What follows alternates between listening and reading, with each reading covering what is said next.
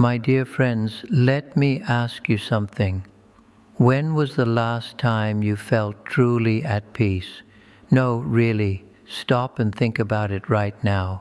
When was the last time you weren't trying to manage something, fix something, control something? I see you. I see the weight you're carrying. You're exhausted, aren't you? And do you know why?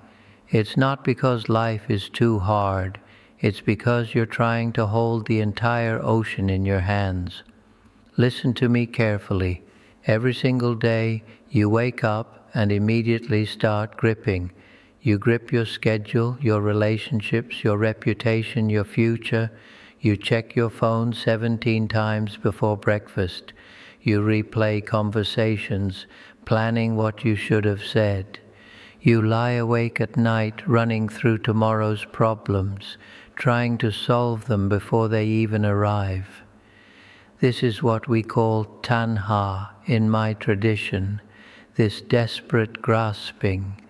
And my friends, it's killing your peace. Let me tell you something from my own life. When I first became a monk, you know what I did? I tried to control my meditation practice. Can you believe that? I would sit there gripping my breath, forcing my mind to be still, creating more tension than I had before I sat down. I was exhausted. My teacher watched me struggle for weeks. One day he said to me, "Tenzin, you're trying to control the wind. How's that working for you?" Do you see what I'm saying? We're all doing this. We're all trying to control things that were never meant to be controlled.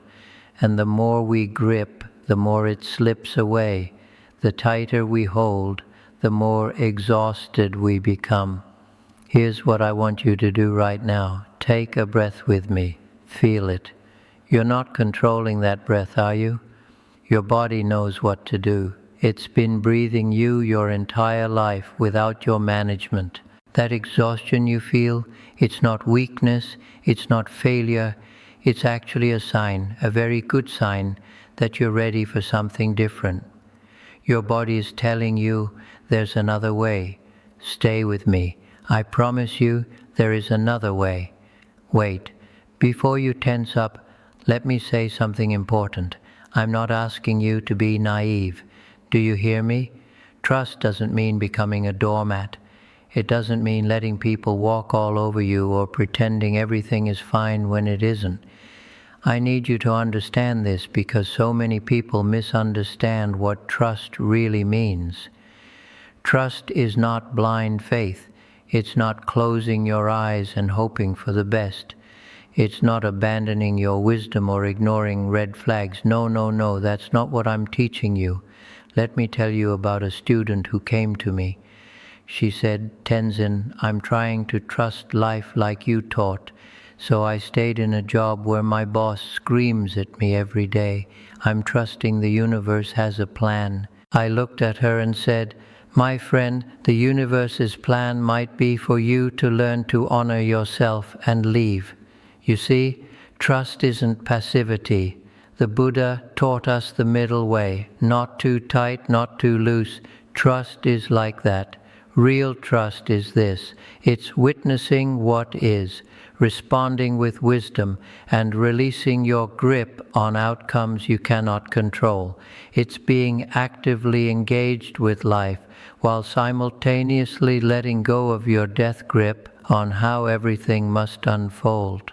Think about a river. Does a river trust? Yes, absolutely. It flows around rocks, it adapts to the landscape, it finds its way to the sea, but it doesn't stop moving. It doesn't become passive. It's incredibly active in its surrender. Be honest with yourself right now. Have you been confusing fear with wisdom? Have you been calling your control addiction being responsible? I know I did for years. I would say, I'm just being careful, I'm just being prepared. But really, I was scared, I was gripping, I was exhausting myself trying to orchestrate every outcome. Here's what trust actually means. It means you show up fully, you do your part with complete presence and effort, And then, this is the key, you release your attachment to the results. You trust that whatever happens, you can meet it. That's very different from checking out, isn't it? That's very different from being reckless. This is important. Get this distinction clear in your mind, because what I'm about to show you next will only make sense if you understand this. Look at me. I need you to hear this. What's happening to you right now, whatever it isn't punishment. It isn't the universe being cruel. It isn't random chaos. I know it feels that way sometimes. Believe me, I know. Let me explain something we teach in Buddhism. We call it dependent origination. Don't let the fancy word scare you. It simply means this. Everything arises from causes and conditions. Everything. Nothing happens randomly. Nothing appears out of nowhere. Think about the seasons. Winter doesn't attack you randomly. It follows fall with absolute precision.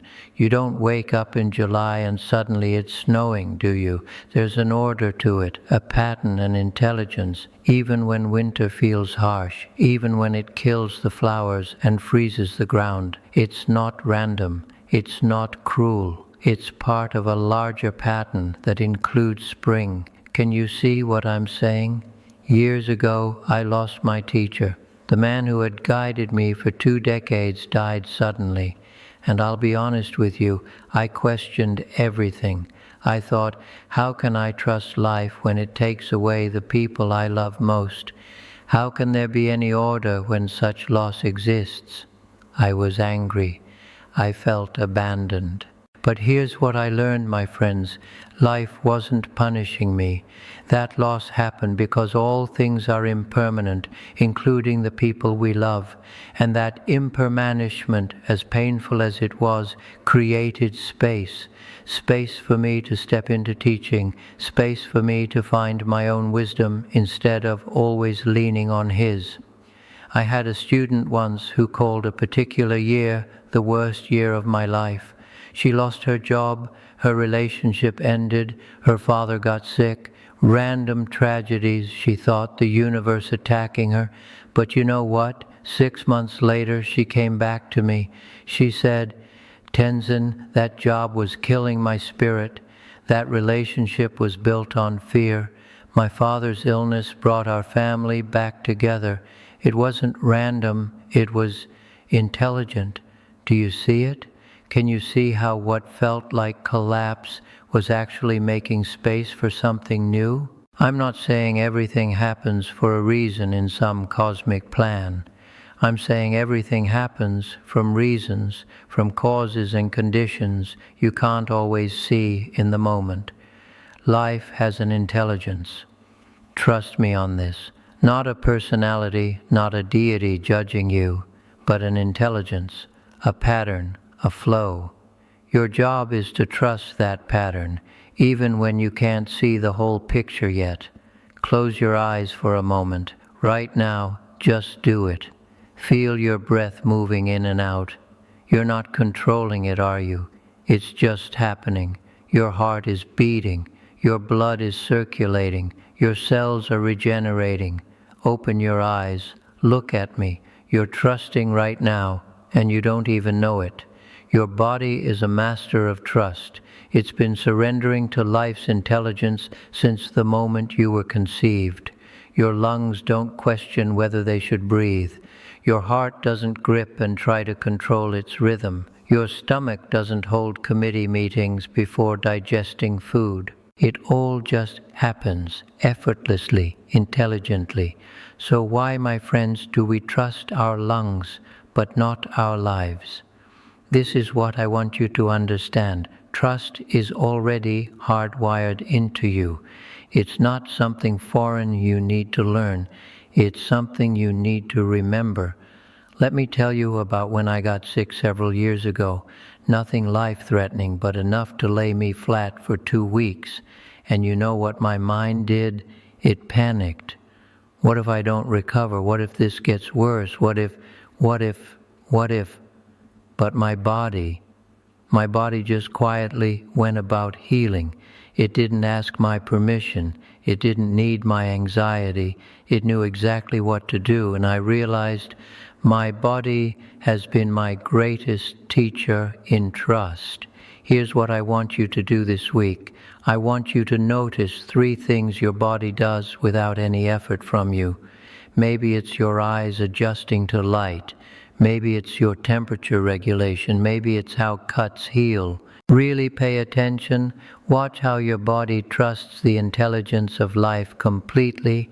Feel your heartbeat right now. You're not making that happen. You're not in control of it. And yet, you're not scared of it, are you? You trust it completely. That's the same trust I'm asking you to extend to your life. Your body is teaching you every single moment. Your lungs are showing you how to surrender. Your heart is demonstrating trust with every beat. Your cells are proving that intelligence exists in letting go. Are you listening? Really listening? Because your body already knows the secret to peace. It's been practicing trust since before you were born. It's time your mind caught up. Trust what your body already knows. Start there. Let me tell you something that might sting a little, my friends. That life you're trying so hard to control, it was never under your control to begin with. Never. I know, you don't want to hear that. Nobody does. We tell ourselves these stories about safety. We think, if I just plan enough, work hard enough, stay vigilant enough, I can keep bad things from happening. But can you? Really? It's like building elaborate houses of sand on the beach. The more detailed you make them, the more towers you add, the more devastating it feels when the tide comes in. And my friends, the tide always comes in. Let me be vulnerable with you. For years as a monk, I was attached to being seen as good, the good monk, the wise one, the one with answers. I controlled my image so carefully, every word measured, every action calculated. Do you know how exhausting that was? Do you know how much suffering I created trying to control what people thought of me? One day I made a mistake in teaching, a significant one, and I watched my carefully constructed image crack. And you know what I felt? Terror at first, but then relief. Such profound relief, because the safety I thought I had created through control, it was an illusion. It was a prison. Real safety, the kind that actually sustains you, doesn't come from rigidity. It comes from flexibility, not from external control, but from inner stability. I had a student whose entire life plan collapsed in 1 year, lost the job, the partner, the house, everything she thought made her safe.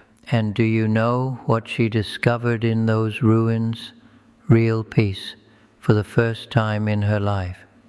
She told me, Tenzin, I thought I was building safety, but I was actually building a cage. Show of hands, how many of you have had your best experiences, your most meaningful moments come from things you didn't plan, things you couldn't control? Yeah, I thought so. The stories we tell ourselves sound like this. I need this relationship to work out or I'll never be happy.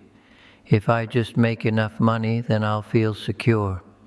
Once I achieve this goal, then I can relax. Do you hear the control in those stories? Do you hear the fear? The safety you're actually seeking? The peace you're desperately trying to create through control? It doesn't work that way. Stay with me here. The real safety is coming. But first, you have to see the illusion for what it is. This is important, my friends. Listen carefully. I'm not teaching you to trust when life is easy. Anyone can do that. I'm teaching you to trust when it feels absolutely impossible, when your world is crumbling, when you can't see any way forward. That's when trust matters most. Let me give you 3 anchors, 3 practices that will hold you steady when everything else is shaking. First anchor, your breath. When the world falls apart, you still have this breath, right here, right now, not tomorrow's breath, not yesterday's breath, this one. Trust this one breath and then the next one. That's all you need. Second anchor, impermanence. We call it anicca in Pali. Everything changes. Everything. The pain you're in right now, it's already changing even as you feel it. Third anchor, this present moment. What is actually here right now? Not your thoughts about it. Not your story about it. What's actually here? Let me tell you about when my teacher died. I'm going to be honest with you about this because I want you to know I practice what I teach, and it's not always easy. When he passed, I felt unmoored, lost, like the ground disappeared beneath me. All my training, all my years of practice, and I still felt that grief so completely. But here's what I did. I came back to my breath. I reminded myself, this pain is changing even now. And I asked myself, what is here right now? Right now there was breath. Right now there was the sound of birds. Right now there was the feeling of sun on my skin. And right now there was grief, vast, overwhelming grief. But I could be with it, just for this moment.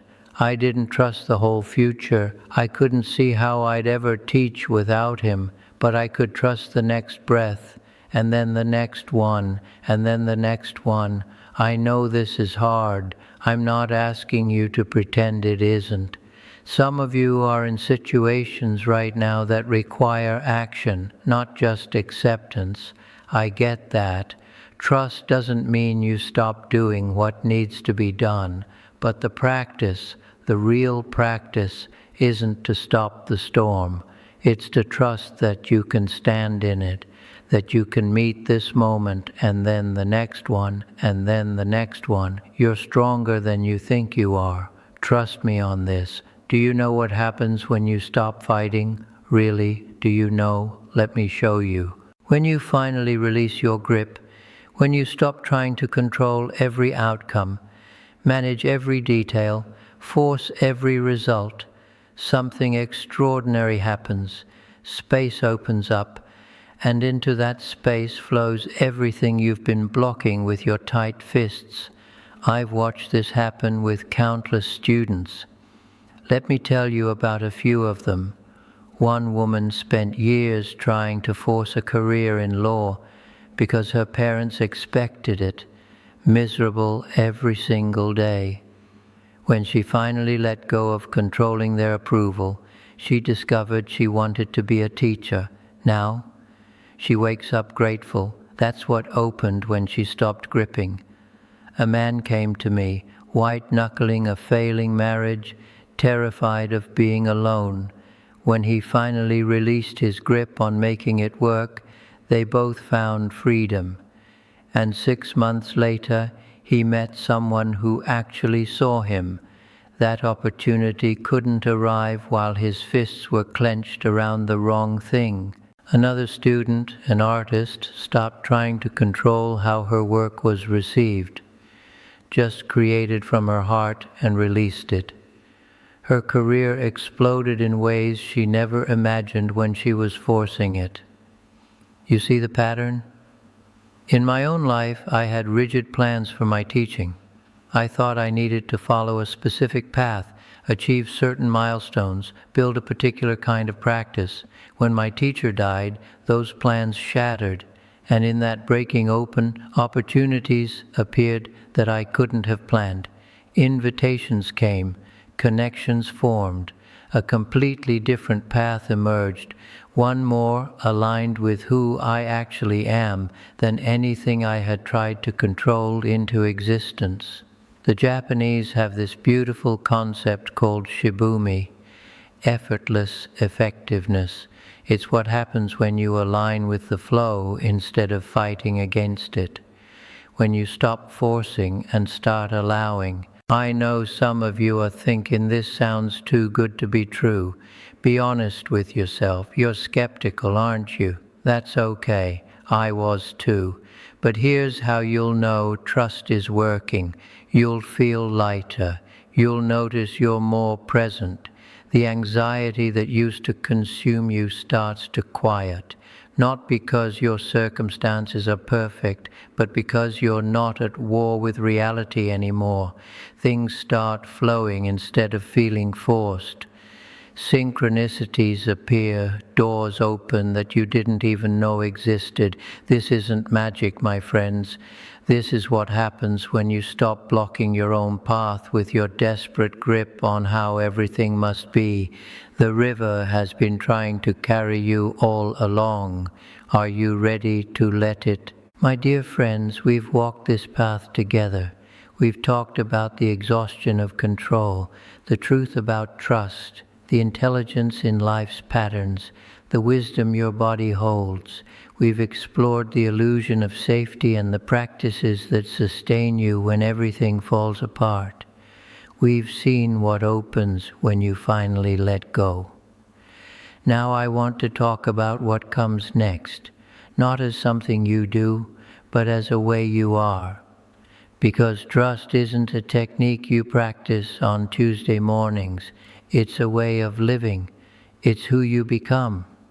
Imagine waking up tomorrow without that immediate clench of anxiety, without grabbing your phone to check what needs controlling. Instead, you take a breath and think, whatever comes today, I can meet it. Imagine moving through your day, responding to what's actually here instead of battling with how it should be. Imagine relationships where you're fully present instead of managing outcomes. Imagine work that flows from your gifts instead of being forced from your fears. That's not fantasy, that's available to you right now. Let me tell you something recent from my own life. Last month, a teaching opportunity fell through that I'd been planning for months. The old Tenzin would have spiraled, would have gripped and worried and tried to force it back together. But you know what I did? I felt the disappointment. I didn't bypass it. And then I asked, what's here now? And what was here was space. And into that space came an even better opportunity that I couldn't have imagined. I'm still practicing this every single day. I'm not exempt from the work just because I wear these robes. Trust is a lifetime practice. Here's what I want from you now. Right here, right now, make one small commitment. Not to be perfect at this, not to never grip again, but to notice when you're gripping and choose just once to open your hand, just once today, and then tomorrow once more. I want you to share this wisdom. When you feel that peace that comes from trust, tell someone, plant seeds, create ripples. This world needs more people who know how to let go. I'm grateful to you for your courage in reading this, for your willingness to question everything you thought kept you safe, for your commitment to finding real peace. You have everything you need already, right now, this moment. Trust that, trust yourself, trust life. May you walk in peace. May you know your own strength. May you trust the intelligence that breathes you, beats your heart, and carries you forward.